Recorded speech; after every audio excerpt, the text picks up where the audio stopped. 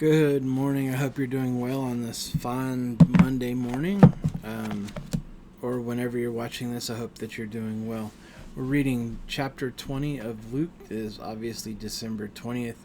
We are 5 days away from Christmas, or 4, however you want to look at it. Like today's already gone. But Christmas is almost here. We're reading Luke chapter 20 today as we get closer to the sacrifice that Jesus did for us. Chapter 20 is a lot about the movement into him being captured and crucified. So here we go. Luke chapter 20. On the day, one day, as Jesus was teaching the people in the temple courts and proclaiming the good news, the chief priests and the teachers of the law, together with the elders, came up to him. "Tell us by what authority you are doing these things," they said. "Who gave you this authority?" He replied, I will also ask you a question. Tell me, John's baptism, was it from heaven or of human origin? They discussed it among themselves and said, "If we say from heaven, he will ask, why didn't you believe him? But if we say of human origin, all the people will stone us because they are persuaded that John was a prophet." So they answered, We don't know where it was from." Jesus said, "Neither will I tell you by what authority I am doing these things." He went on to tell the people this parable. A man planted a vineyard, rented it to some farmers, and went away for a long time. At harvest time he sent a servant to the tenants so that they would give him some of the fruit of the vineyard. But the tenants beat him and sent him away empty-handed. He sent another servant, but that one also was beaten, treated shamefully, and sent away empty-handed. He sent still a third, and they wounded him and threw him out. Then the owner of the vineyard said, "What shall I do? I will send my son, whom I love. Perhaps they will respect him." But when the tenants saw him, they talked the matter over. "This is the heir," they said. "Let's kill him, and the inheritance will be ours." So they threw him out of the vineyard and killed him. What then will the owner of the vineyard do to them? Will he come and kill those tenants who gave the vineyard to others, and give the vineyard to others?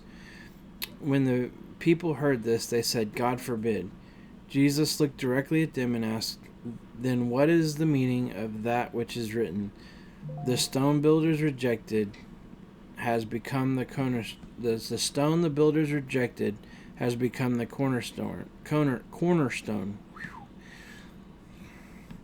Everyone who falls on that stone will be broken to pieces. Anyone on whom it falls will be crushed." The teachers of the law and the chief priests looked for a way to arrest him immediately, because they knew what he had spoken this parable against them, but they were afraid of the people. Keeping a close watch on him, they sent spies who pretended to be sincere. They hoped to catch Jesus in something he said, so that they may hand him over to the power and authority of the governor. So the spies questioned him. "Teacher, we know that you speak and teach that is right, and that you do not show partiality, but teach the way of God in accordance with the truth. Is it right for us to pay taxes to Caesar or not?" He saw through their duplicity and said to them, "Show me a denarii, whose image and inscription are on it." "Caesar's," they replied. He said to them, "Then give back to Caesar what is Caesar, and to God what is God's." They were unable to trap him in what he had said there in public, and astonished by his answer, they became silent. Some of the Sadducees, who say there is no resurrection, came to Jesus with a question.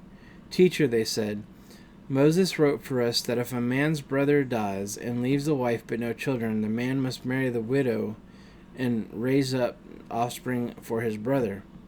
Now there were 7 brothers. The first one married a woman and died childless. The second and the third married her, and in the same way the 7 died, leaving no children.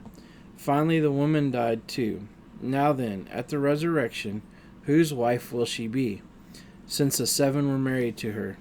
And Jesus replied, "The people of this age marry and are given in marriage, But those who are considered worthy of taking part in the age to come and in the resurrection from the dead will neither marry nor be given in marriage, and they can no longer die, for they are like angels.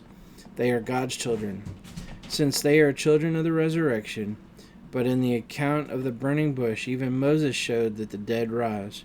For he calls the Lord the God of Abraham, and the God of Isaac, and the God of Jacob. He is not the God of the dead, but of the living. For to him all are alive. Some of the teachers of the law responded, "Well said, teacher," and no one dared to ask him any more questions. Whose son is the Messiah? Then Jesus said to them, "Why is it said that the Messiah is the son of David? David himself declares in the book of Psalms, 'The Lord said to my Lord, sit at my right hand until I make your enemies a footstool for your feet.' David calls him Lord. How then can he be his son?" While the people were listening, Jesus said to his disciples, "Beware of the teachers of the law. They like to walk around in flowing robes and love to be greeted with respect in the marketplaces and have the most important seats in the synagogues and the places of honor at banquets. They devour widows' houses and for a show make lengthy prayers. These men will be punished most severely."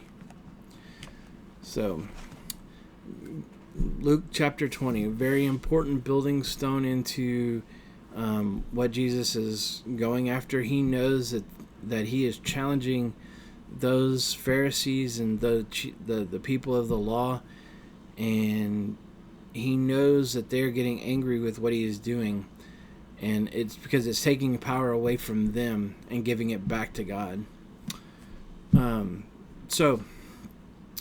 Thank you for reading along with us in chapter 20.